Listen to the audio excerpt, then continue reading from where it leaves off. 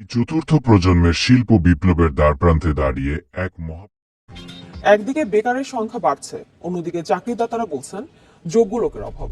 আসলে বিষয়টা কি?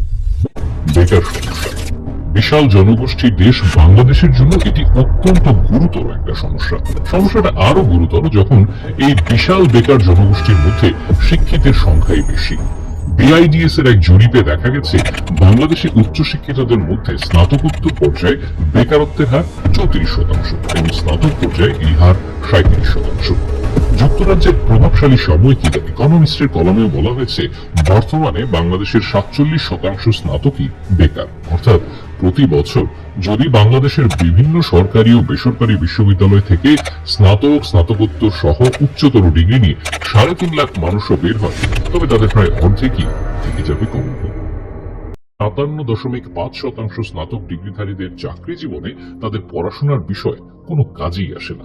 লিঙ্কডইনের সিইও জেফ ওয়েনার বলেছেন, চাকরির ক্ষেত্রে সবচেয়ে গুরুত্বপূর্ণ বিষয় হলো প্রাসঙ্গিক দক্ষতা। সেক্ষেত্রে আপনি কিভাবে আপনার দক্ষতা অর্জন করেছেন তা কিন্তু বিবেচ্য বিষয় নয়। এই তো কয়েক বছর আগে এক প্রতিবেদনে প্রকাশিত হয়েছিল যে যুক্তরাষ্ট্রের বিখ্যাত প্রযুক্তি প্রতিষ্ঠান অ্যাপল কম্পিউটার ইনকর্পোরেটেডে যারা নিয়োগ পেয়েছেন তাদের মধ্যে 50% কর্মীরই স্নাতক ডিগ্রি নেই।